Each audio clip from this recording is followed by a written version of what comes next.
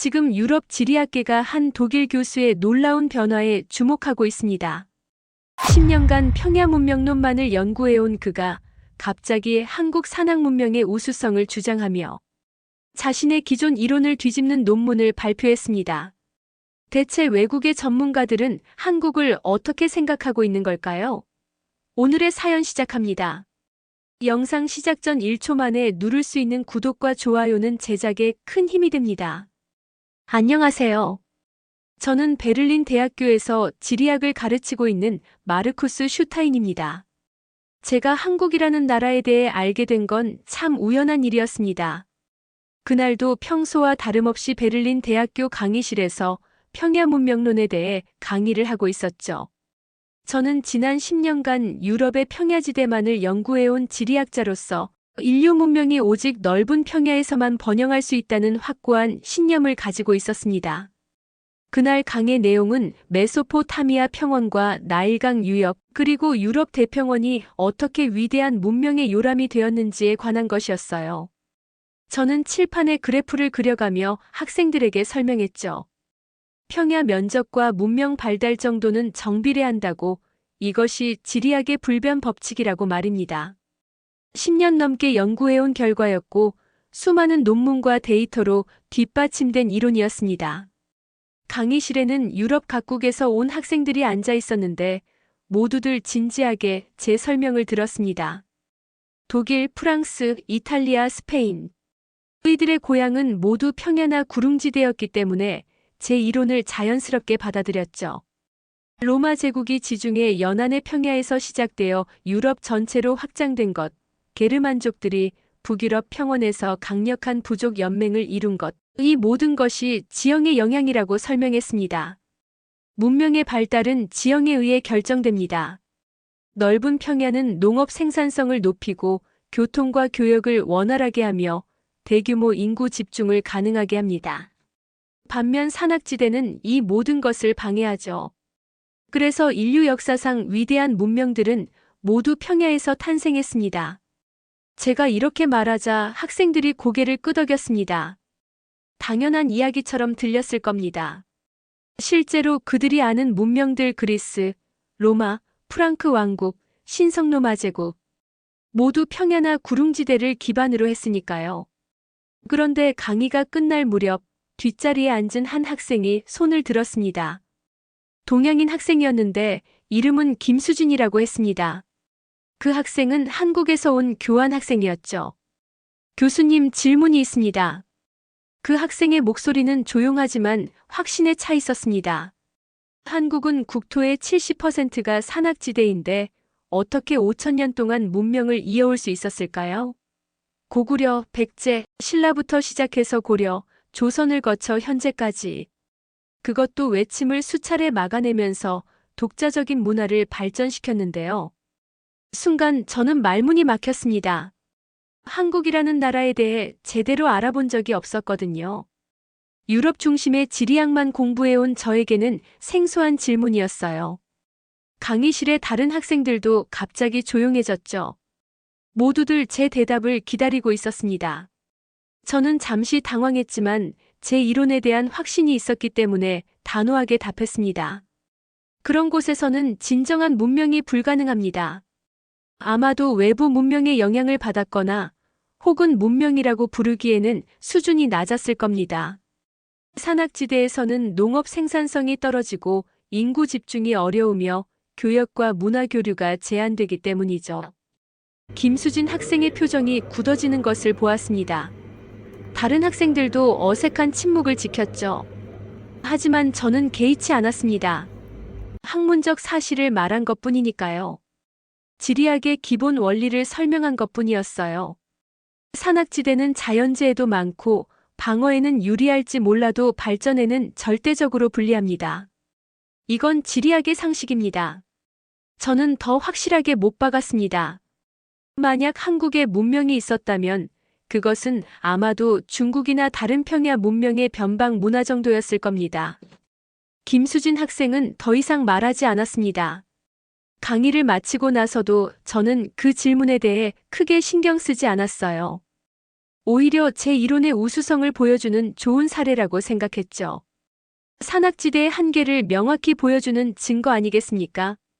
며칠이 지나고 저는 연구실에서 평소와 같이 유럽 평야지대의 기후 데이터를 분석하고 있었습니다. 그런데 갑자기 전화가 걸려왔어요. 영국 지리학회 회장인 제임스 하워드 교수로부터였습니다. 제임스 교수는 유럽 지리학계의 거물이었죠. 저에게는 존경하는 선배이자 때로는 무서운 존재이기도 했습니다. 그분은 항상 서구 문명의 우월성을 강조하셨고 다른 문명에 대해서는 다소 배타적인 시각을 가지고 계셨어요. 특히 아시아 문명에 대해서는 모방과 추종의 문화라고 폄하하시곤 했습니다. 마르쿠스, 자네 강의 내용을 들었네. 한국에 대한 질문 말이야. 제임스 교수의 목소리는 평소보다 흥미롭게 들렸습니다. 참 흥미로운 사례가 아닌가? 산악지대의 한계를 보여주는 완벽한 케이스 스터디가 될 것 같은데. 저는 조금 놀랐습니다. 그런 작은 일까지 제임스 교수가 알고 계실 줄은 몰랐거든요. 이번 기회에 아시아 문명의 한계를 확실히 증명해 보는 게 어떨까? 제임스 교수가 계속 말씀하셨습니다. 자네의 평야 문명론을 더욱 공고히 할 수 있을 텐데. 그동안 우리는 유럽과 중동, 이집트의 사례만 다뤘지 않나? 이제 반대 사례, 즉 산악지대의 문명적 한계를 보여주는 연구가 필요해. 저는 잠시 망설였습니다. 제 전문 분야는 유럽이었고 아시아는 낯선 땅이었거든요. 게다가 언어도 문화도 완전히 다른 곳이었죠. 하지만 제임스 교수의 제안은 매력적이었습니다. 제 이론을 한층 더 발전시킬 절호의 기회이기도 했고요. 한국이라는 나라를 직접 연구해보게. 그곳의 산악 지형이 문명 발달에 얼마나 치명적인 장애물이었는지 밝혀내는 거야. 제임스 교수의 목소리에 확신이 묻어났습니다. 분명히 흥미로운 결과가 나올 걸세. 자네의 논문이 완성되면 국제지리학회에서 발표할 기회를 주겠네. 국제지리학회 발표라니. 이것은 모든 지리학자들이 꿈꾸는 무대였습니다. 전 세계 지리학계의 석학들이 모이는 자리에서 제 연구를 발표할 수 있다면 그것은 제 학자로서의 경력에 엄청난 도약이 될 것이었어요. 좋습니다. 한번 해보겠습니다.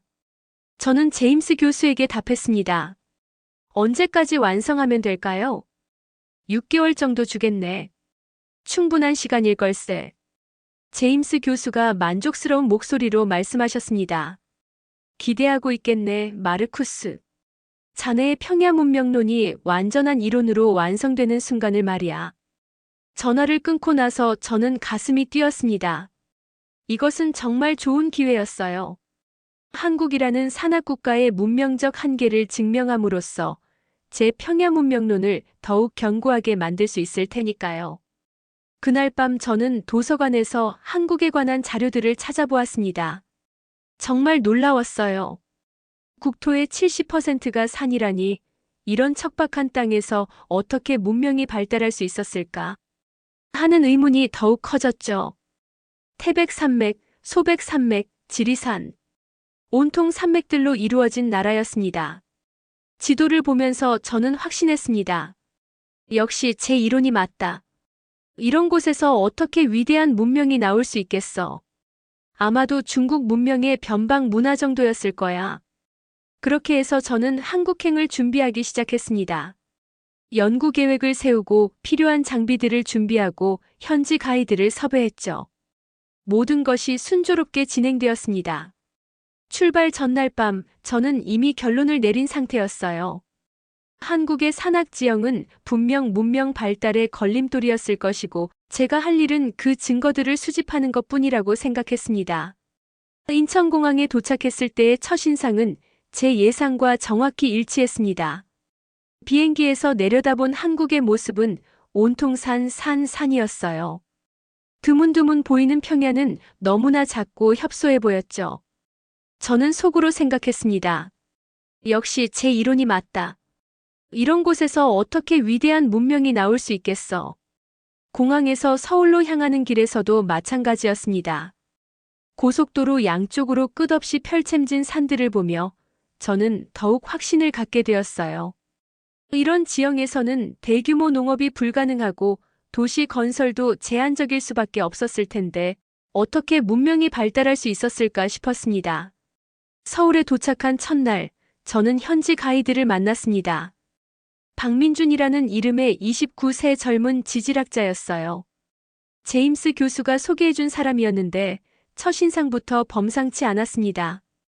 키가 크고 말랐지만 어딘지 강인해 보였고 눈빛이 매우 열정적이었어요. 안녕하세요, 마르쿠스 교수님. 박민준입니다. 그는 유창한 영어로 인사했습니다. 교수님의 평야문명론에 대한 논문들을 읽어봤어요. 정말 흥미롭더군요. 하지만 한국에 오시면 조금 다른 관점을 갖게 되실 거예요. 그의 말투에서 묘한 자신감이 느껴졌습니다. 마치 제가 틀렸다는 것을 확신하는 듯한 뉘앙스였어요.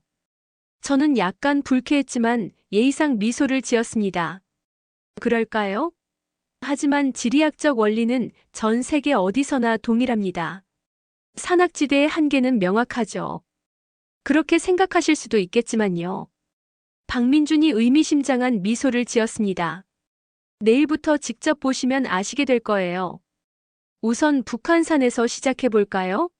서울 한복판에 있는 산입니다. 그날 밤 호텔에서 저는 내일의 일정을 검토했습니다. 북한산 답사가 첫 번째 스케줄이었어요. 솔직히 걱정이 되었습니다. 산악 답사라니. 10년 전 알프스에서 있었던 그 끔찍한 사고가 떠올랐거든요. 10년 전 저는 동료 연구진과 함께 알프스의 빙하 지형을 연구하러 갔었습니다. 그런데 등반 중에 동료 하나가 추락해서 목숨을 잃었어요. 제 눈앞에서 벌어진 일이었습니다. 그 이후로 저는 산에 대한 공포증이 생겼죠. 높은 곳만 가면 숨이 막히고 온몸이 떨렸습니다. 그래서 저는 평야 연구에만 매진하게 되었어요. 안전하고 예측 가능한 지역만을 다루게 된 거죠. 하지만 이번 한국 연구를 위해서는 산을 피할 수 없었습니다. 한국 국토의 70%가 산이니까요. 다음 날 아침 박민준과 함께 북한산으로 향했습니다. 지하철을 타고 가는 동안 그는 계속해서 한국의 산에 대해 이야기했어요. 교수님, 한국 사람들에게 산은 단순한 장애물이 아니에요. 오히려 보호자이자 터전이죠. 우리 조상들은 산과 함께 살아가는 방법을 알고 있었어요. 하지만 객관적으로 보면 산은 문명 발달의 걸림돌입니다. 농업 생산성이 떨어지고 교통이 불편하고 자연재해의 위험도 크죠. 정말 그럴까요? 박민준이 고개를 갸우뚱했습니다. 직접 보시면 생각이 바뀔 거예요. 북한산 입구에 도착했을 때 저는 벌써 불안해지기 시작했습니다.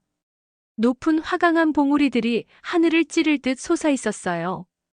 10년 전의 기억이 다시 떠올랐습니다. 동료가 추락하던 그 순간 제가 아무것도 할 수 없었던 무력감. 교수님 괜찮으세요? 얼굴이 창백해 보이는데요. 박민준이 걱정스럽게 물었습니다. 아, 네. 괜찮습니다. 좀 피곤해서 그래요. 저는 억지로 미소를 지었습니다. 하지만 등반이 시작되자 상황은 급속히 악화되었어요. 가파른 바위길을 오르면서 저는 점점 숨이 막혔습니다. 손바닥에는 식은땀이 났고 심장이 터질 듯이 뛰었어요. 높이 올라갈수록 더욱 심해졌습니다. 교수님 잠깐 쉬어 가시죠. 박민준이 제 상태를 눈치채고 말했습니다. 하지만 저는 고집을 부렸어요. 아니에요, 계속 가시죠. 연구를 해야 하니까요. 그런데 화강암 절벽 앞에 도착했을 때 마침내 한계가 왔습니다. 수십 미터 높이의 거대한 바위벽이 앞을 가로막고 있었어요. 그 순간 10년 전의 악몽이 생생하게 되살아났습니다. 동료가 이런 절벽에서 추락했던 것이죠. 저는 말을 제대로 할 수 없었습니다. 온몸이 떨리고 숨이 막혔어요. 현기증이 나면서 주저앉았습니다. 교수님. 박민준이 급히 달려와 제 어깨를 잡았습니다. 진정하세요. 천천히 숨을 쉬세요. 하지만 저는 공황 발작에 빠져 있었습니다. 10번도 넘게 가슴을 쓸어내리며 숨을 가쁘게 몰아쉬었어요. 박민준이 저를 안전한 곳으로 옮기고 물을 가져다 주었지만 한참이 지나서야 겨우 진정될 수 있었습니다. 교수님, 산악 공포증이 있으시군요. 박민준이 조심스럽게 말했습니다. 언제부터인가요? 저는 부끄러웠지만 솔직하게 털어놓았어요. 10년 전 알프스에서 있었던 사고, 그 이후로 생긴 트라우마. 모든 것을 말했습니다. 그런 일이 있으셨군요. 정말 힘드셨을 거예요. 박민준의 목소리에 진심 어린 동정이 묻어났습니다. 오늘은 여기서 그만하고 내려가시죠. 하산하는 길에서 저는 깊은 좌절감을 느꼈습니다. 한국 연구의 첫날부터 이런 일이 벌어지다니. 어떻게 산악지대를 연구할 수 있겠습니까? 제 학자로서의 능력에 의문이 들었어요. 그런데 더 큰 문제가 기다리고 있었습니다. 호텔로 돌아온 후 제임스 교수로부터 전화가 왔어요. 마르쿠스, 자네 오늘 산에서 쓰러진 영상을 봤네. 제임스 교수의 목소리는 차갑게 식어 있었습니다. 영상이요? 저는 깜짝 놀랐습니다. 한국의 어떤 등산객이 찍어서 인터넷에 올린 모양이야. 자네가 공황 발작을 일으키는 모습이 고스란히 담겨 있더군. 이미 유럽 학계에서도 화제가 되고 있어. 저는 머리가 하얘졌습니다. 제 치부가 온 세상에 공개된 것이었어요. 만약 자네가 연구를 완성하지 못한다면 이 영상을 더 널리 퍼뜨릴 수밖에 없을 거야. 학자로서의 신뢰성에 치명적인 타격이 될 테지만 말이야. 제임스 교수의 협박은 노골적이었습니다. 자네도 알겠지만 이런 일이 알려지면 학계에서의 입지가 완전히 무너질 거야. 전화를 끊고 나서 저는 절망에 빠졌습니다. 연구를 포기하자니 학계에서 매장당할 것 같았고 계속하자니 산에 올라갈 수가 없었어요. 진퇴양난이었습니다. 그때 호텔 로비에서 한 할머니를 만났습니다. 78세 정도로 보이는 분이었는데 주름진 얼굴에도 불구하고 눈빛이 매우 또렷했어요. 저는 그분이 누구인지 몰랐지만 할머니는 제게 다가와 말씀하셨습니다. 젊은이, 오늘 산에서 힘들었지? 할머니의 목소리는 따뜻했습니다. 어떻게 아세요? 저는 놀라서 물었습니다. 이 동네에서 70년 넘게 살았으니 모르는 게 없어. 산이 너를 시험하고 있는 거야. 할머니가 의미심장한 말을 하셨어요. 산은 거짓된 마음을 가진 사람을 받아주지 않거든. 거짓된 마음이요? 너는 진실을 찾으러 온 게 아니야. 이미 정해놓은 결론을 증명하러 왔지. 할머니의 눈빛이 예리했습니다. 산은 그런 마음을 읽을 줄 아는데. 저는 할 말을 잃었습니다. 할머니의 말이 너무나 정확했거든요. 하지만 걱정하지 마. 진짜 마음을 갖게 되면 산도 너를 받아줄 거야. 그때까지는 기다려야 해. 할머니는 그렇게 말씀하시고는 사라지셨어요. 그날 밤 저는 잠을 이룰 수 없었습니다. 할머니의 말이 계속 머릿속을 맴돌았어요. 산이 나를 시험하고 있다고. 거짓된 마음. 과연 제가 진실을 찾으러 온 것일까요? 아니면 이미 정해놓은 결론을 증명하러 온 것일까요? 다음 날 아침 박민준이 다시 찾아왔습니다. 교수님 괜찮으세요? 어젯밤 많이 고민하신 것 같은데.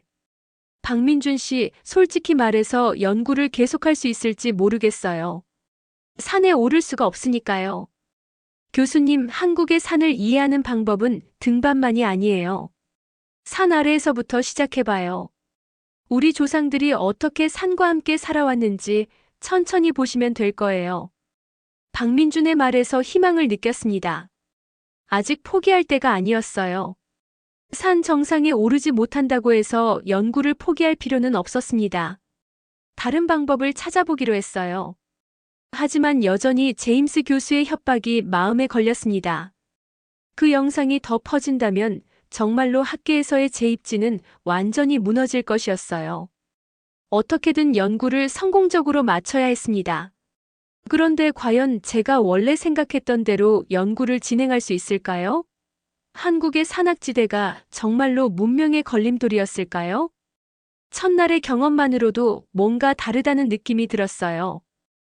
박민준의 자신감, 할머니의 의미심장한 말, 그리고 무엇보다 제 자신의 편견에 대한 의문. 저는 이제 진짜 연구를 시작해야 한다는 것을 깨달았습니다. 미리 정해놓은 결론을 증명하는 것이 아니라 진실을 찾는 연구 말입니다. 그 다음 날부터 박민준은 제게 완전히 다른 접근 방식을 제안했습니다. 산 정상을 향해 올라가는 대신 산자락부터 천천히 둘러보자는 것이었어요. 저는 반신반의했지만 다른 선택이 없었습니다. 교수님, 오늘은 경기도 가평으로 가볼까요? 조선시대 계단식 논이 잘 보존된 곳이 있어요. 박민준이 말했습니다. 산악지대에서 어떻게 농업이 이루어졌는지 보시면 흥미로우실 거예요. 저는 솔직히 기대하지 않았습니다. 계단식 논이라는 것도 결국 평야 농업에 비해서는 효율성이 떨어질 테니까요. 하지만 연구 자료는 수집해야 했기 때문에 따라갔습니다. 가평에 도착해서 본 광경은 제 예상을 완전히 뒤엎었어요. 산비탈을 따라 층층이 만들어진 논들이 마치 거대한 계단처럼 펼쳐져 있었습니다. 그런데 놀라운 것은 이 논들이 단순히 평지를 계단식으로 만든 것이 아니라는 점이었어요. 보세요, 교수님. 박민준이 한 지점을 가리켰습니다. 이 논들은 모두 화강암 지형의 자연스러운 틈새를 활용해서 만들어진 거예요. 조상들이 바위를 깨트린 게 아니라 바위와 바위 사이의 공간을 이용한 거죠. 저는 자세히 살펴보았습니다. 정말 그랬어요. 논의 경계선이 모두 자연적인 화강암의 전리를 따라 만들어져 있었습니다. 인위적으로 바위를 깨트린 흔적은 전혀 없었어요.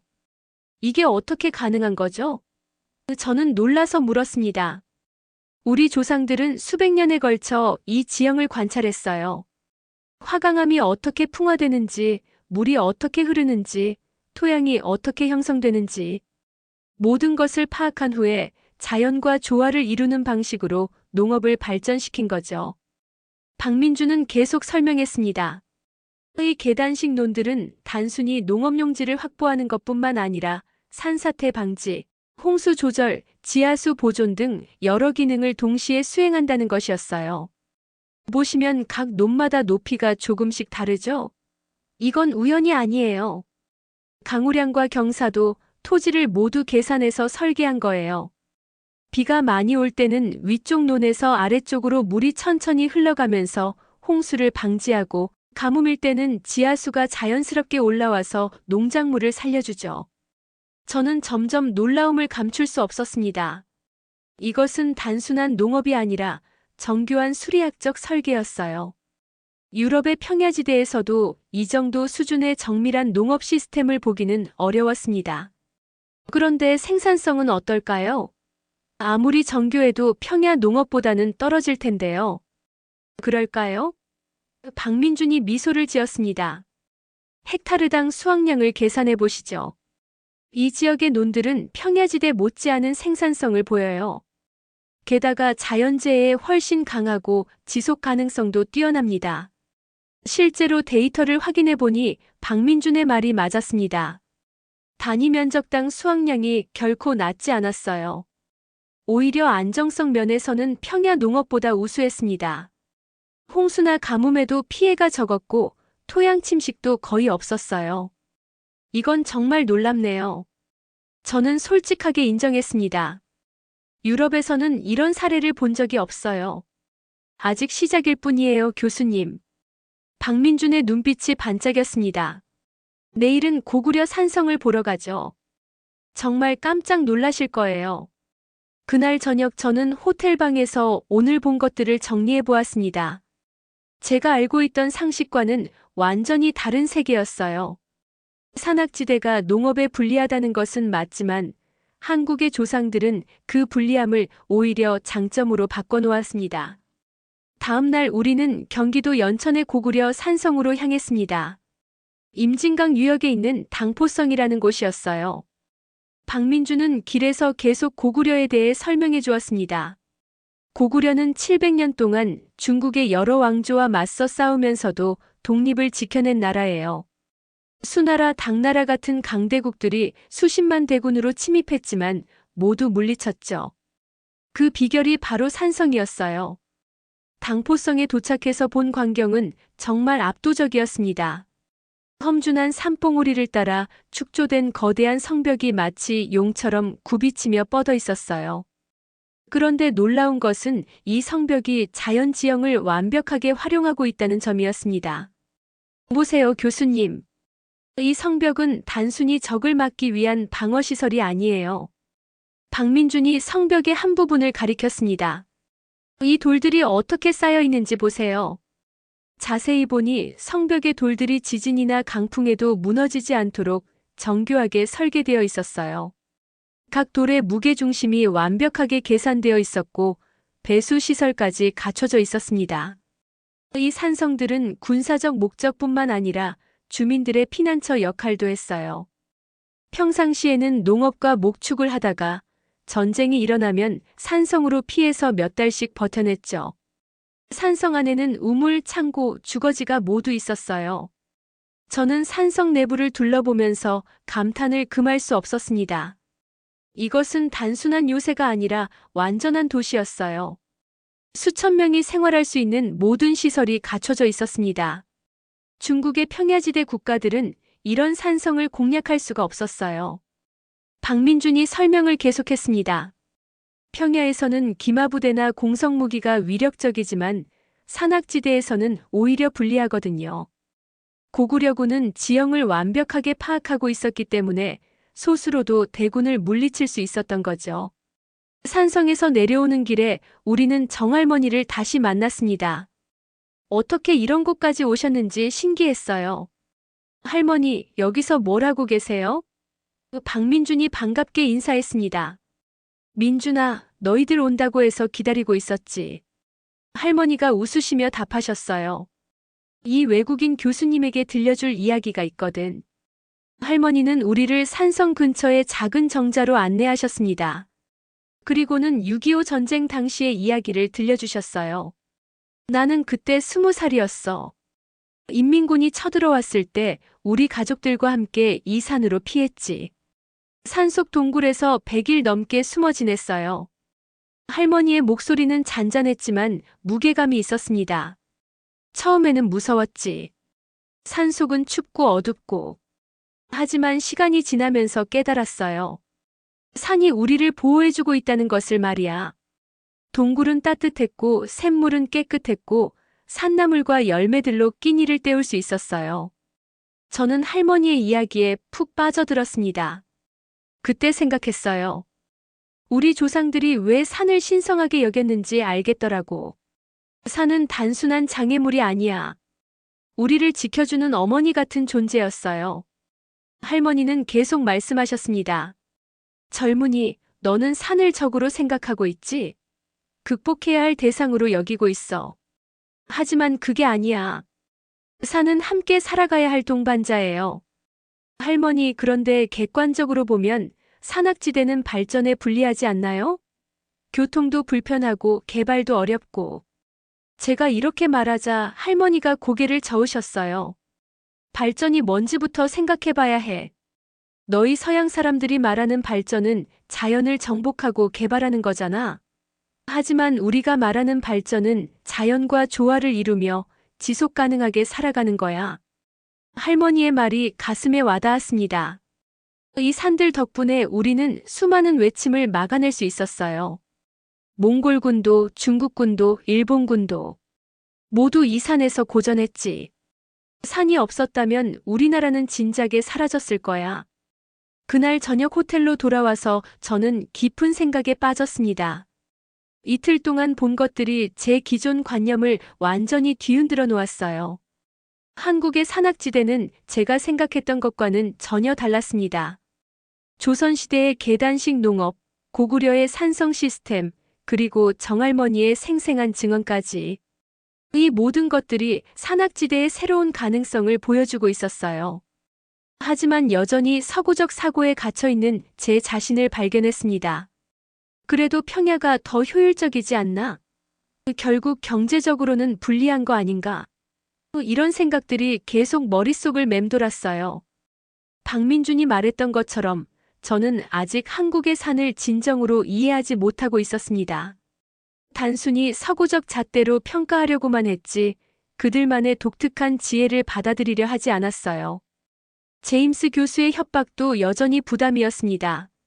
과연 제가 이런 내용으로 논문을 쓸 수 있을까요?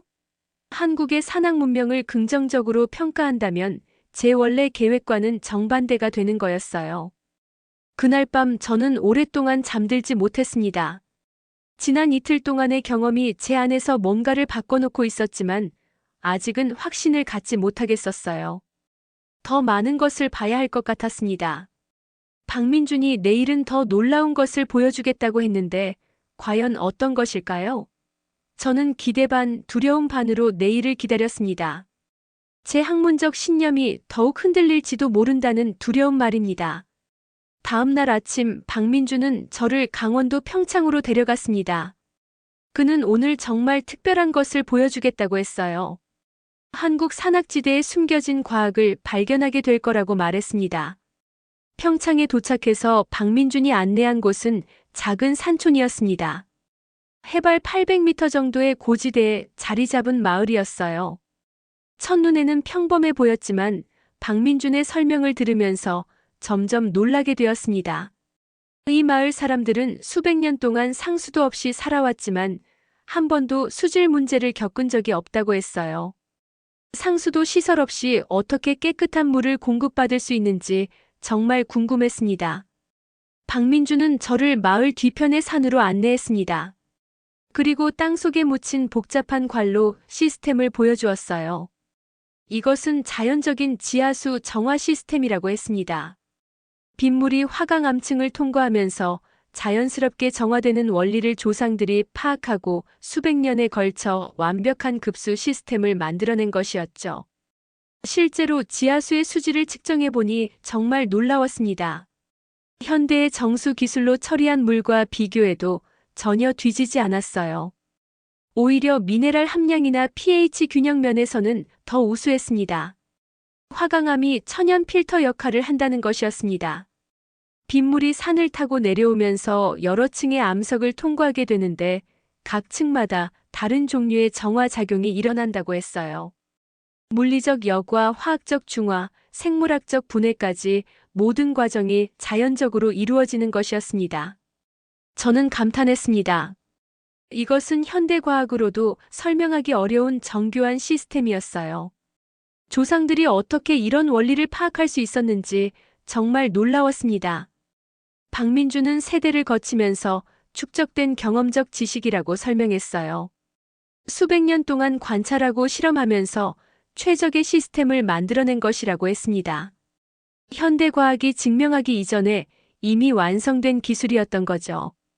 오후에는 더욱 놀라운 것을 보게 되었습니다. 겨울철 자연 방역 시스템에 대한 설명이었어요. 한국의 혹독한 겨울 추위가 단순한 불편함만 가져다 주는 것이 아니라 천연 방역 시스템 역할을 한다는 것이었습니다. 박민준의 설명에 따르면 한국의 혹독한 겨울 추위는 각종 병원균과 해충을 자연적으로 박멸하는 효과가 있다고 했습니다. 영하 15도 이하로 떨어지는 한파가 몇 주간 지속되면서 토양 속 깊숙이까지 얼어붙게 되고 이 과정에서 대부분의 병원체들이 사멸한다는 것이었어요. 그래서 한국의 농작물들이 병해충에 상대적으로 강하다고 했습니다. 매년 겨울마다 자연적인 소독이 이루어지기 때문이라는 것이죠. 평야지대의 온대 기후에서는 이런 효과를 기대하기 어렵다고 했습니다. 실제로 데이터를 확인해 보니 한국의 농약 사용량이 비슷한 위도의 다른 나라들에 비해 현저히 낮았습니다. 자연적인 방역 효과 덕분이었어요. 게다가 이 추위는 곡물의 저장성도 높여준다고 했습니다. 자연 냉장고 역할을 하는 것이죠. 조선시대에는 겨울철에 얼린 곡물을 여름까지 보관할 수 있었다고 했어요. 저는 점점 경이로워했습니다.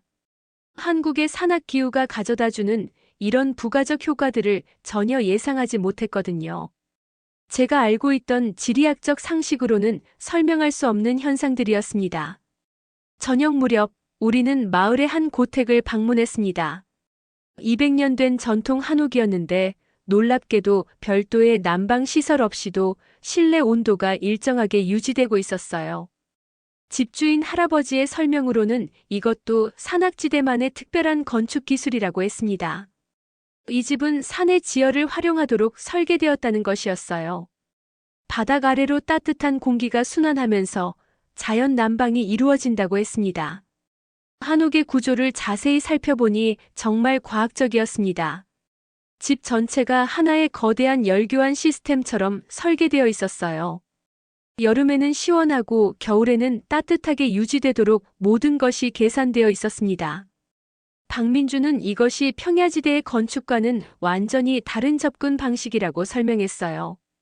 평야에서는 넓은 공간을 만들기 쉽지만 산악지대에서는 제한된 공간을 최대한 효율적으로 활용해야 하기 때문에 이런 정교한 기술이 발달했다는 것이었습니다. 그날 밤 호텔에서 저는 오늘 본 것들을 정리해 보았습니다. 지하수 자동 정화 시스템, 겨울 한파로 인한 자연 방역, 지열 활용 건축 기술. 이 모든 것들이 한국의 산악 지형과 기후가 만들어낸 독특한 과학이었어요. 제가 알고 있던 지리학적 상식으로는 설명할 수 없는 현상들이었습니다. 산악지대가 불리하다는 제 고정관념이 완전히 무너져 내리고 있었어요. 그런데 바로 그때 제임스 교수로부터 전화가 걸려왔습니다. 연구 진행 상황을 묻는 내용이었는데 제가 수집한 자료들을 보니 한국을 너무 긍정적으로 보는 것 같다는 지적이었어요. 저는 깜짝 놀랐습니다. 제임스 교수가 제 연구 과정을 어떻게 알고 있는 걸까요? 제임스 교수는 우리의 목적이 아시아 산악 문명의 한계를 증명하는 것이라고 못 박았습니다. 서구 평야 문명의 우월성을 확립하는 것이 목표라고 했어요. 제가 실제로 보니 한국의 산악 시스템들이 상당히 정교하다고 말하자 제임스 교수는 제가 감정에 휩쓸리고 있다며 학자는 객관적이어야 한다고 했습니다. 미리 정해진 가설을 검증하는 것이 우리의 역할이라고 강조했어요. 진실이 다르다면 어떻게 해야 하느냐고 제가 묻자 제임스 교수는 비웃는 듯한 목소리로 대답했습니다. 제가 말하는 진실이 학계에서 받아들여질 것 같으냐고 제 평야 문명론을 뒤엎는 결과를 발표한다면 제 자신의 학문적 업적도 부정하는 셈이라고 했어요. 저는 말문이 막혔습니다. 제임스 교수의 말이 일리가 있었거든요. 지금까지 제가 쌓아온 모든 연구 성과를 부정하는 결과를 낼 수는 없었어요. 그리고 제임스 교수는 제가 산에서 쓰러진 그 영상을 아직 가지고 있다며 노골적으로 협박했습니다. 만약 제가 계획에 반하는 연구 결과를 낸다면 그 영상을 널리 퍼뜨리겠다는 것이었어요. 일주일 안에 중간 보고서를 제출하라는 최후 통첩을 받았습니다. 한국의 산악지대가 문명 발달에 얼마나 불리했는지를 증명하는 내용으로 말입니다. 전화를 끊고 나서 저는 깊은 혼란에 빠졌어요. 다음 날 박민준과 만났을 때 저는 착잡한 심정이었습니다. 박민준은 오늘 더 놀라운 것을 보여주겠다고 했지만 저는 마음이 무거웠어요. 제임스 교수의 압박과 제가 직접 목격한 현실 사이에서 갈등하고 있었습니다. 박민준은 제 표정이 어둡다는 것을 눈치챘나 봅니다. 무슨 일이 있었는지 물어보았지만 저는 선뜻 말하기 어려웠어요. 제임스 교수와의 통화 내용을 그대로 말할 수는 없었습니다. 그날 우리는 또 다른 놀라운 시설을 보게 되었습니다. 조선시대에 만들어진 천연 냉장 시스템이었어요. 산 중턱에 만들어진 석빙고였는데 겨울에 얼음을 저장해서 여름까지 보관할 수 있도록 설계된 것이었습니다. 현대의 냉장 기술 못지않은 정교함이었어요. 하지만 저는 온전히 집중할 수 없었습니다. 제임스 교수의 압박이 계속 머릿속을 맴돌았거든요. 과연 제가 진실을 쓸 수 있을까? 아니면 이미 정해진 결론에 맞춰 데이터를 조작해야 할까 하는 고민이 끊이지 않았습니다. 박민준이 진실보다 명예가 중요하냐고 묻는 것 같았습니다. 물론 실제로는 그런 말을 하지 않았지만 제가 느끼기에는 그랬어요. 저는 혼란에 빠져 있었습니다. 학자로서의 양심과 현실적인 이해관계 사이에서 갈팡질팡하고 있었거든요. 그날 저녁 저는 오랫동안 잠들지 못했습니다. 제임스 교수의 협박과 박민준의 기대, 그리고 제가 직접 본 한국 산악 문명의 놀라운 면들. 모든 것이 제 머릿속에서 뒤엉켜 있었어요. 어떤 선택을 해야 할지 정말 모르겠었습니다. 일주일이라는 시간은 생각보다 빨리 지나갔습니다. 제임스 교수가 요구한 중간 보고서 마감일이 코앞에 다가왔어요. 저는 여전히 결정을 내리지 못한 채 고민만 하고 있었습니다. 박민주는 매일 새로운 곳을 보여주며 한국 산악 문명의 놀라운 면들을 계속 설명해 주었습니다. 하지만 저는 점점 더 괴로워했어요. 볼수록 제가 써야 할 보고서의 내용과 현실이 너무 달랐거든요. 그런 어느 날 아침 갑작스럽게 모든 상황이 바뀌었습니다. 태풍 경보가 발령된 것이었어요. 한반도 남쪽에서 올라오는 강력한 태풍이 수도권을 강타할 예정이라고 했습니다. 박민주는 급하게 저에게 연락했습니다. 정할머니가 실종되었다는 것이었어요. 어젯밤부터 연락이 되지 않는다고 했습니다. 가족들이 수소문해 보니 할머니가 산으로 올라가신 것 같다는 이야기였어요. 저는 깜짝 놀랐습니다. 이런 날씨에 78세 할머니가 산에 올라가시다니 정말 위험한 상황이었어요. 박민주는 즉시 구조작전을 시작해야 한다고 했습니다. 구조대가 출동했지만 태풍으로 인한 강풍과 폭우 때문에 헬기는 뜰 수 없었어요. 산악구조대도 악천후로 인해 제대로 된 수색을 할 수 없는 상황이었습니다. 박민주는 자신이 직접 할머니를 찾아 나서겠다고 했어요. 그런데 놀랍게도 박민주는 저에게 함께 가자고 제안했습니다. 저는 당황했어요. 제가 산악 공포증이 있다는 것을 박민준도 알고 있었거든요. 게다가 이런 악천후에 험준한 산을 오른다는 것은 정말 위험한 일이었습니다. 하지만 그때 뭔가가 제 마음속에서 일어났습니다. 정할머니의 따뜻한 미소가 떠올랐어요. 제게 산의 지혜에 대해 이야기해 주셨던 그분이 지금 위험에 처해 있었습니다. 더 이상 망설일 수 없었어요. 저는 박민준에게 함께 가겠다고 말했습니다. 제 목소리는 떨리고 있었지만 결심은 확고했어요. 박민준은 놀란 표정을 지었지만 고마워했습니다. 우리는 등산 장비를 챙기고 북한산으로 향했습니다. 할머니가 자주 가시던 곳이라고 박민준이 말했어요. 산 입구에 도착했을 때 이미 비바람이 거세게 몰아치고 있었습니다. 등반을 시작하자마자 저는 또다시 공포를 느꼈습니다. 10년 전의 악몽이 되살아났어요. 하지만 이번에는 달랐습니다. 정할머니를 구해야 한다는 사명감이 공포보다 컸거든요. 박민주는 제 상태를 살피며 천천히 올라갔습니다. 비에 젖은 바위들이 미끄러웠고 강풍 때문에 균형을 잡기도 어려웠어요. 하지만 저는 포기하지 않았습니다. 1시간 정도 올라갔을 때 우리는 할머니의 흔적을 발견했습니다. 나뭇가지에 걸린 천 조각이었어요. 할머니가 길을 표시해 놓으신 것 같았습니다. 박민주는 할머니가 정상 쪽으로 올라가신 것 같다고 했어요. 더 높이 올라갈수록 날씨는 더욱 악화되었습니다. 시야가 거의 보이지 않을 정도였어요. 그런데 가장 험준한 화강암 절벽 구간에 이르렀을 때 저는 마침내 한계를 느꼈습니다. 10년 전 바로 이런 절벽에서 동료가 추락했었거든요. 제 온몸이 떨리기 시작했고 숨이 막혔습니다. 박민준이 괜찮냐고 물었지만 저는 대답할 수 없었어요. 그런데 그때 갑자기 정할머니의 목소리가 들렸습니다. 산은 거짓된 마음을 가진 사람을 받아주지 않는다고 하셨던 그 말씀이요. 그리고 진짜 마음을 갖게 되면 산도 받아줄 거라고 하셨던 말씀도 떠올랐어요. 저는 깊이 숨을 들이마셨습니다. 그리고 제 자신에게 물어보았어요. 정말로 할머니를 구하고 싶은가? 아니면 그냥 의무감에서 따라온 것인가? 답은 명확했습니다. 저는 진심으로 할머니를 구하고 싶었어요. 그 순간 뭔가가 바뀌었습니다. 공포가 완전히 사라지지는 않았지만 더 이상 쟤를 압도하지 못했어요. 저는 박민준을 따라 절벽을 오르기 시작했습니다. 한 발 한 발 조심스럽게 올라가면서 저는 조상들의 지혜를 체감할 수 있었습니다. 이 험준한 바위들 사이에서도 발을 디딜 수 있는 곳들을 찾아낼 수 있었어요. 수백 년 동안 이 길을 오르내린 사람들의 흔적이 느껴졌습니다. 비바람이 거세게 몰아쳤지만 화강암의 거친 표면은 오히려 좋은 손잡이가 되어 주었어요. 조상들이 왜 이런 산에서도 살아갈 수 있었는지 조금씩 이해가 되기 시작했습니다. 2시간을 더 올라간 후 우리는 마침내 산 정상 근처에서 정할머니를 발견했습니다.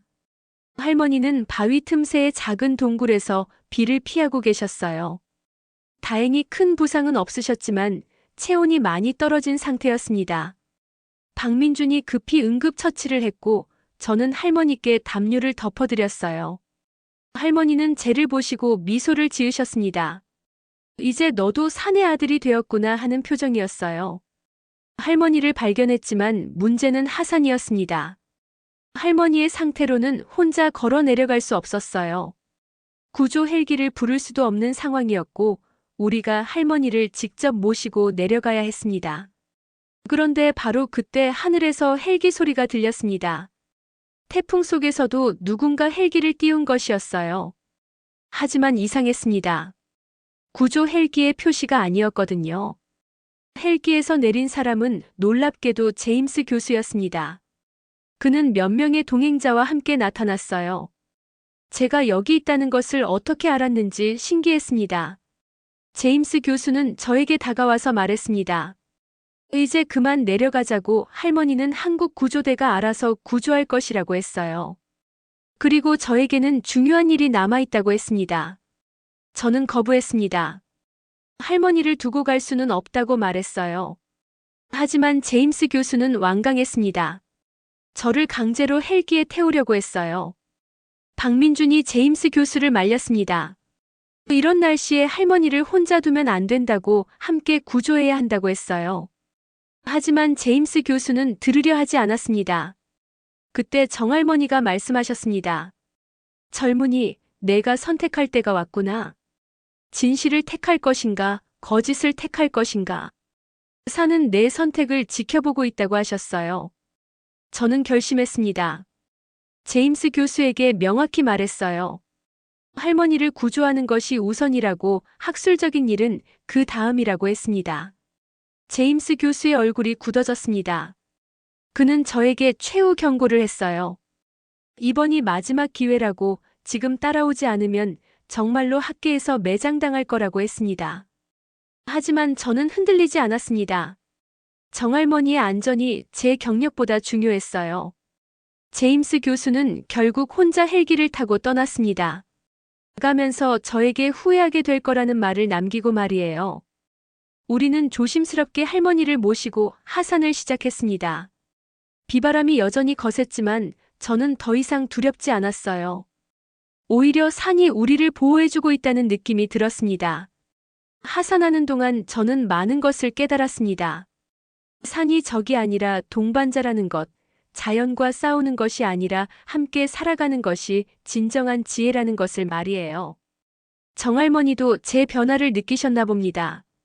하산 중에 저에게 말씀하셨어요. 이제 너는 진짜 연구를 할 수 있을 거라고, 산이 너를 받아줄 거라고 하셨습니다. 산 아래에 도착했을 때 저는 완전히 다른 사람이 되어 있었습니다.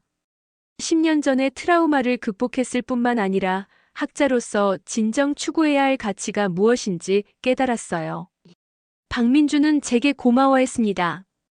정말 용기 있는 선택이었다고 말하면서요. 하지만 저는 오히려 박민준과 정할머니에게 고마웠습니다. 이들이 저에게 진정한 학문의 길을 보여주었거든요.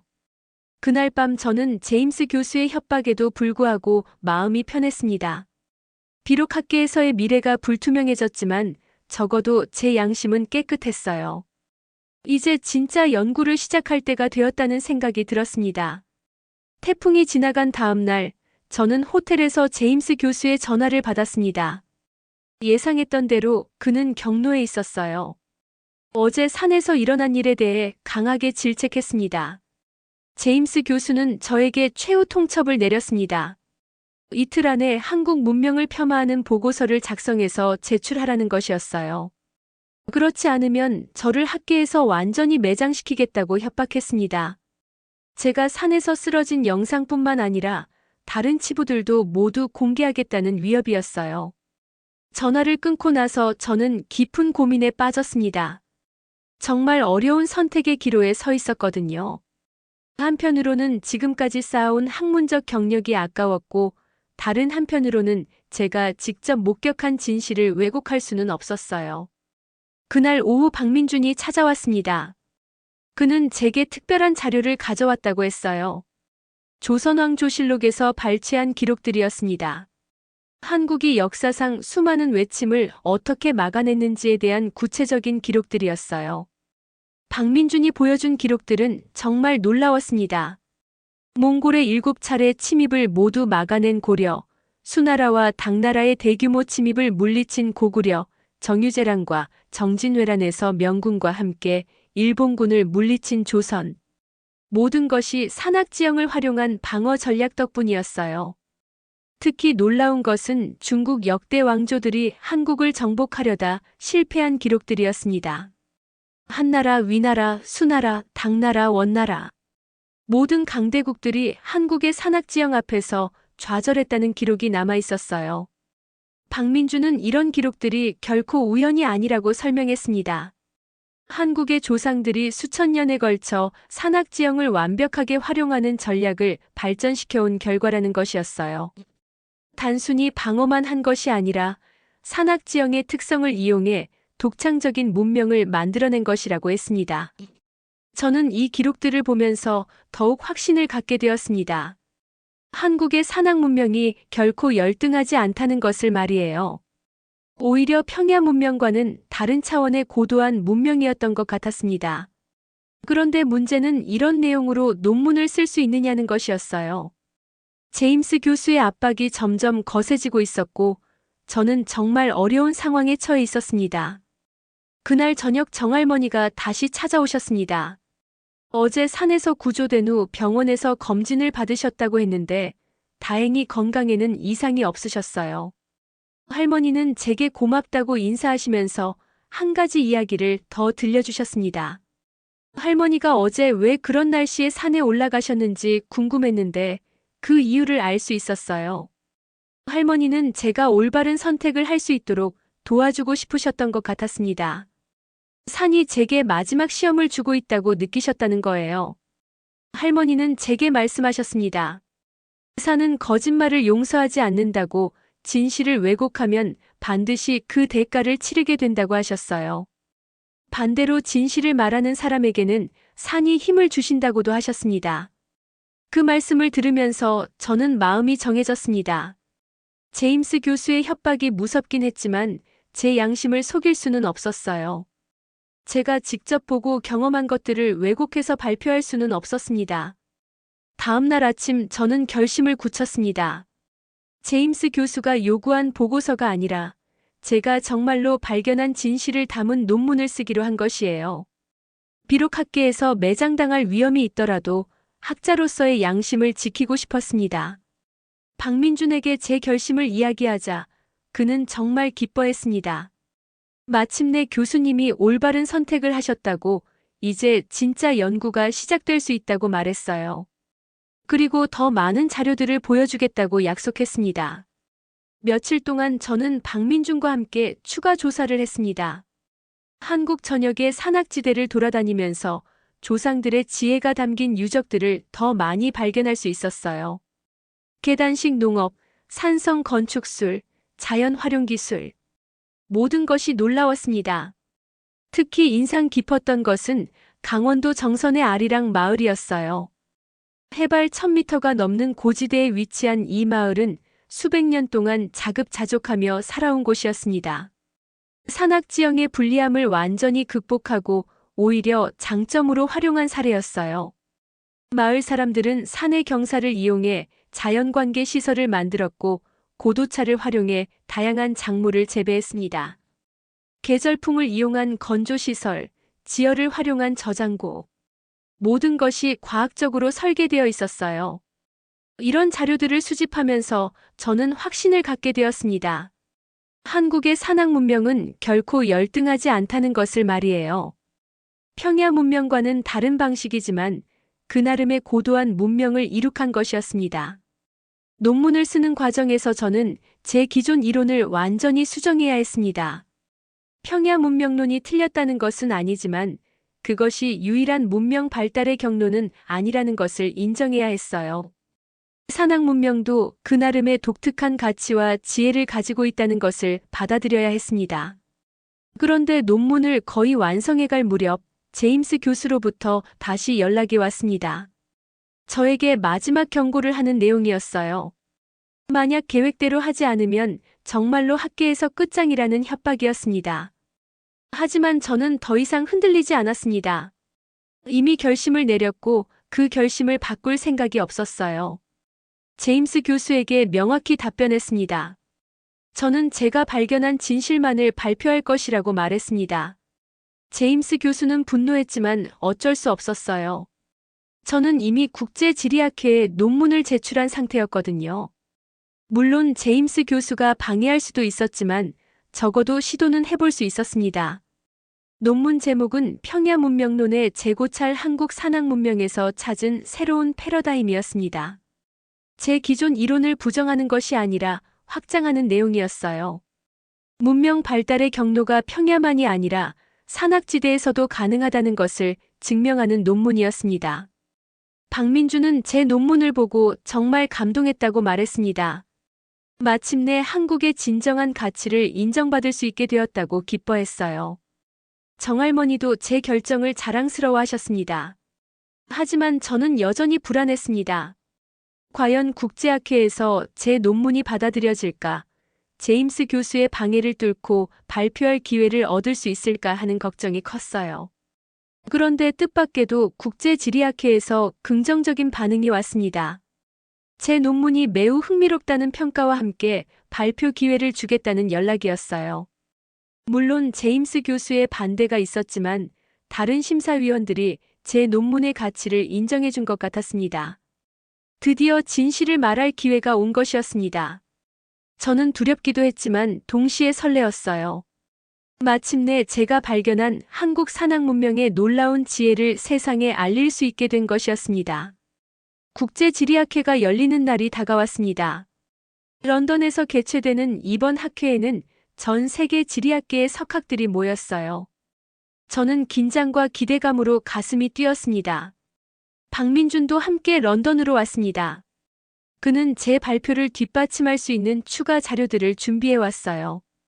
특히 드론으로 촬영한 한국 산악지대의 영상들과 3차원 스캔 자료들이 인상적이었습니다.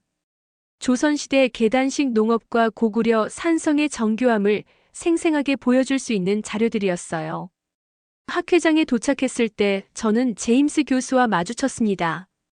그의 표정은 여전히 차갑고 적대적이었어요. 제임스 교수는 저에게 다가와서 마지막 경고를 했습니다. 아직도 마음을 바꿀 수 있다고, 지금이라도 원래 계획대로 하면 모든 것을 용서해 주겠다고 말했어요. 하지만 저는 단호하게 거절했습니다. 이미 결심을 내렸고 그 결심을 바꿀 생각이 없다고 말했어요.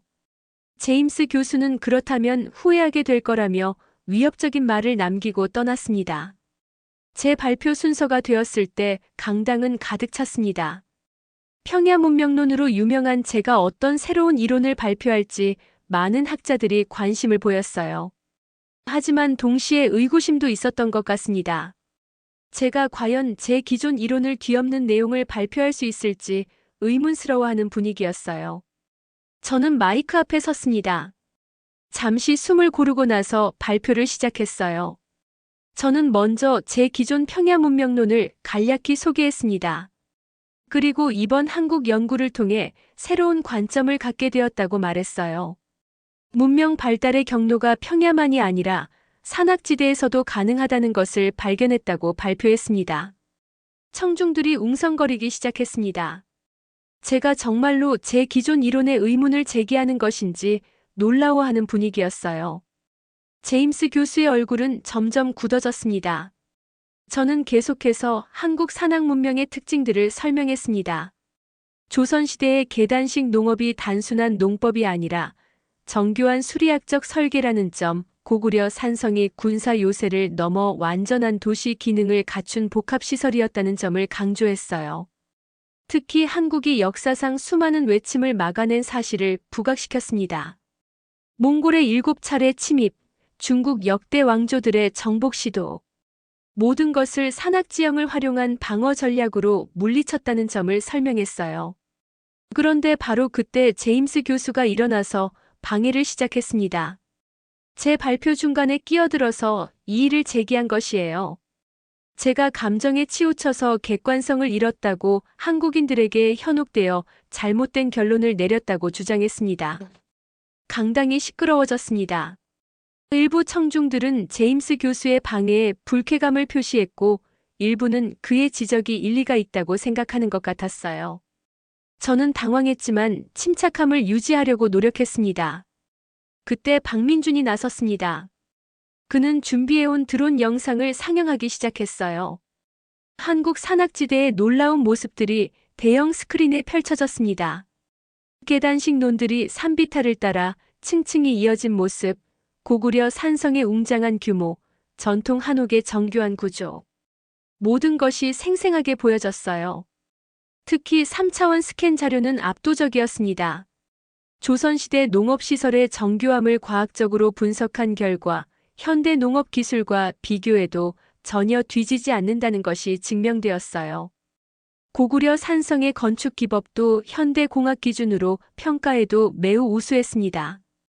청중들이 감탄하기 시작했습니다. 실제 영상과 과학적 데이터를 보니 제 주장이 단순한 감정론이 아니라는 것을 알 수 있었거든요. 객관적이고 실증적인 연구 결과였어요. 제임스 교수가 다시 방해하려고 했지만 이번에는 다른 청중들이 제지했습니다. 발표를 끝까지 들어보자는 분위기가 형성되었어요. 저는 기회를 놓치지 않고 발표를 계속했습니다. 저는 한국 산악 문명의 지속 가능성에 대해서도 강조했습니다. 수천 년 동안 환경을 파괴하지 않으면서도 문명을 유지해온 지혜, 자연과 조화를 이루며 발전해온 독특한 방식. 이 모든 것이 현대 문명이 배워야 할 가치라고 주장했어요. 발표가 끝났을 때 강당은 조용했습니다. 잠시 침묵이 흐른 후 한 명의 청중이 박수를 치기 시작했어요. 그러자 다른 사람들도 하나둘씩 박수에 동참했습니다. 마침내 강당 전체가 기립박수로 가득 찼어요. 저는 정말 감동했습니다. 제 발표가 학자들에게 인정받은 것 같았거든요. 물론 모든 사람이 동의한 것은 아니었지만 적어도 새로운 관점을 제시했다는 점은 인정받은 것 같았어요. 질의응답 시간이 되자 많은 질문이 쏟아졌습니다. 대부분 건설적인 질문들이었어요. 한국 산악 문명의 구체적인 특징들, 다른 산악 지역과의 비교, 현대적 적용 가능성 등에 대한 질문들이었습니다.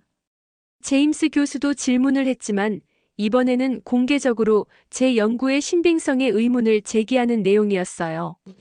제가 한국에서 겪은 개인적 경험이 객관적 판단을 흐렸다고 주장했습니다. 그런데 바로 그때 놀라운 일이 벌어졌습니다. 청중 중 한 명이 일어나서 제임스 교수에게 질문을 던진 것이에요.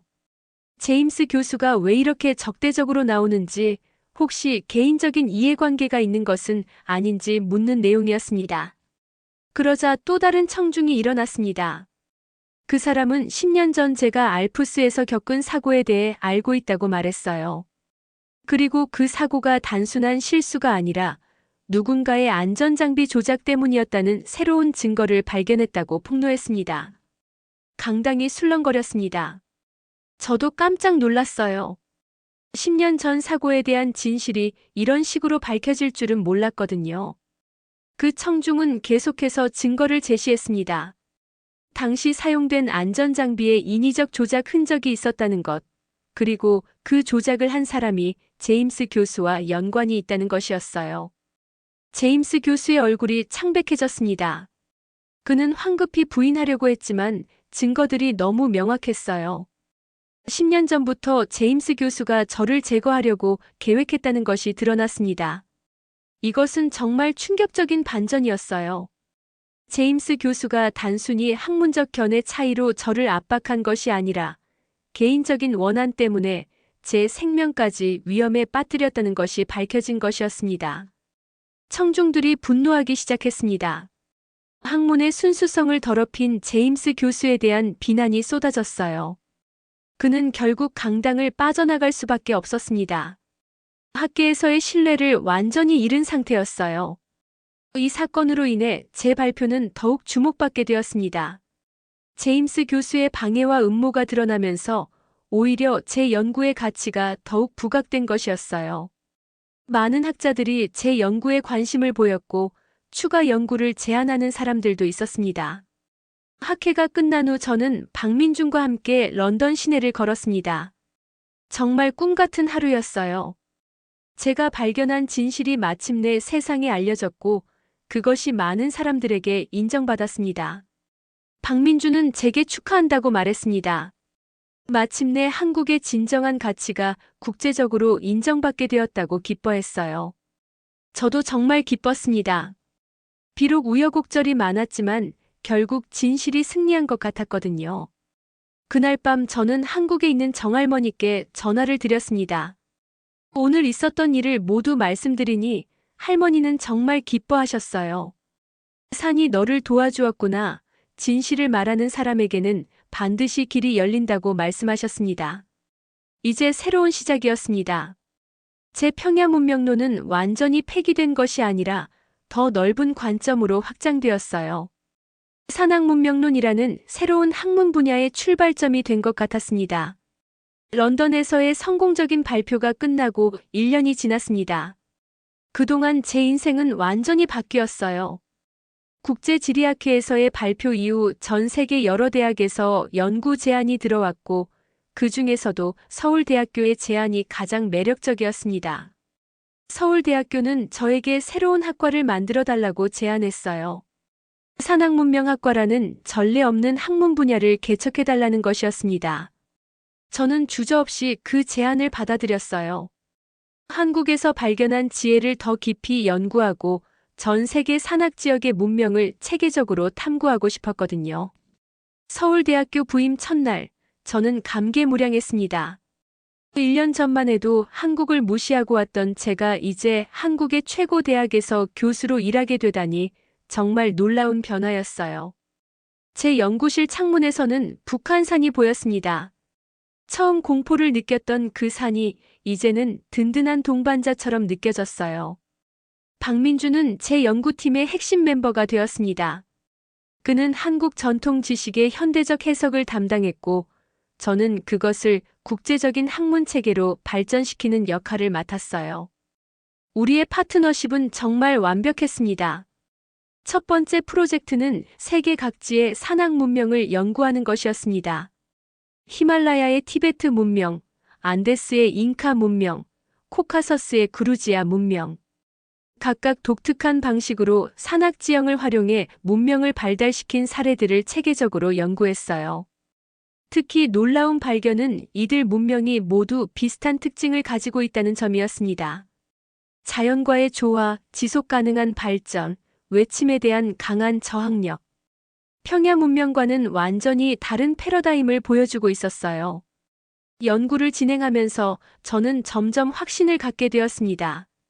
산악 문명이 결코 평야 문명에 뒤지지 않는다는 것을 말이에요. 오히려 현대 사회가 직면한 환경 문제나 지속 가능성 이슈에 대해서는 산악 문명이 더 나은 해답을 제시할 수 있다고 생각했습니다. 몇 달 후 저는 정할머니를 다시 뵈었습니다. 할머니는 여전히 건강하셨고 제 변화를 보시고 정말 기뻐하셨어요. 할머니는 제게 마지막 가르침을 주셨습니다. 할머니가 말씀하시길 이제 저도 진짜 산의 아들이 되었다고 하셨어요. 산을 적으로 보지 않고 동반자로 받아들이게 되었다는 것이죠. 그리고 이제 제 역할은 이런 지혜를 더 많은 사람들에게 전하는 것이라고 하셨습니다. 정할머니는 또한 제게 한국어를 배우라고 권하셨어요. 진정한 한국 문화를 이해하려면 언어부터 배워야 한다는 것이었습니다. 저는 그 조언을 받아들여 열심히 한국어를 공부하기 시작했어요.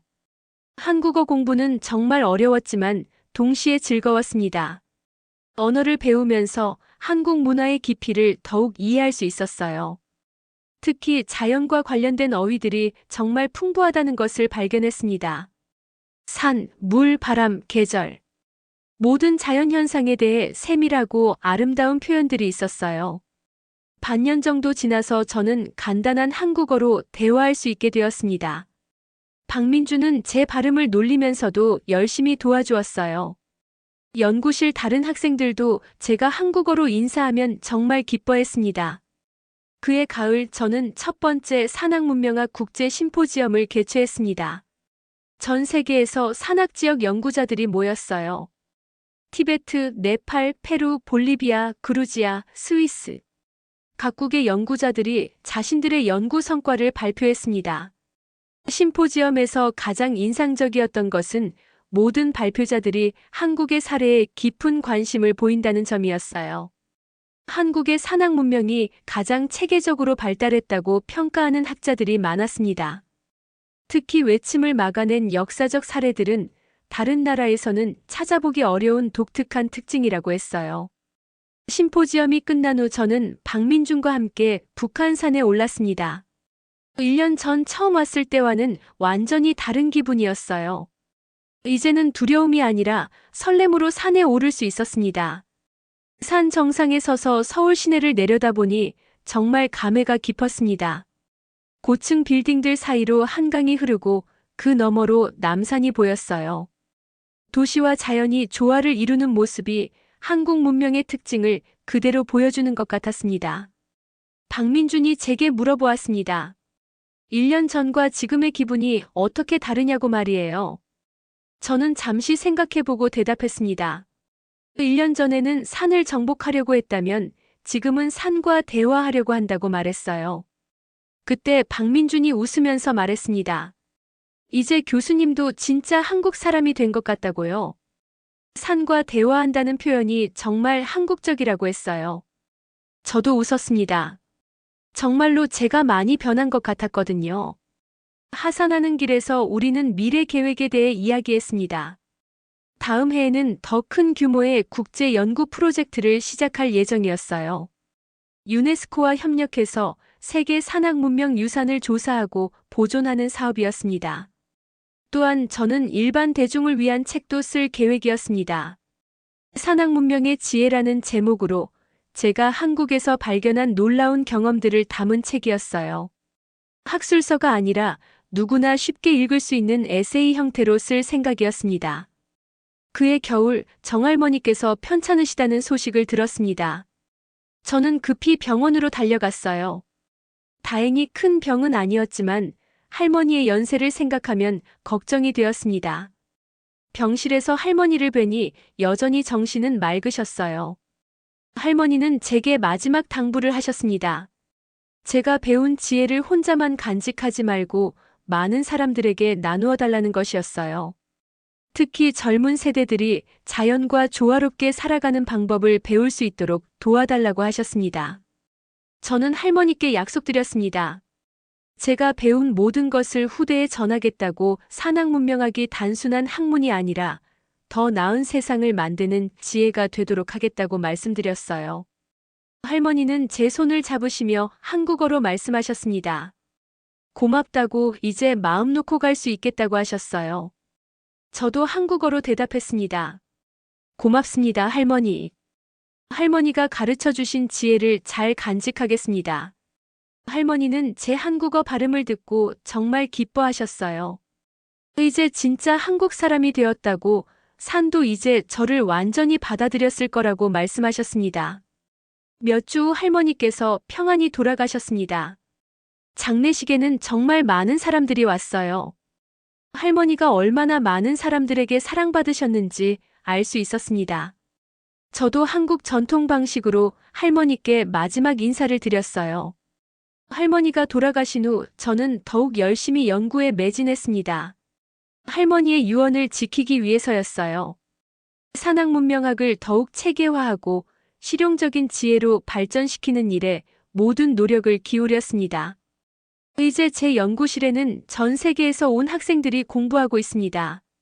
한국 학생들뿐만 아니라 티베트, 네팔, 페루, 스위스에서 온 학생들도 있어요. 모두들 자신들의 고향 산악 지역을 더 깊이 이해하고 싶어서 온 학생들입니다.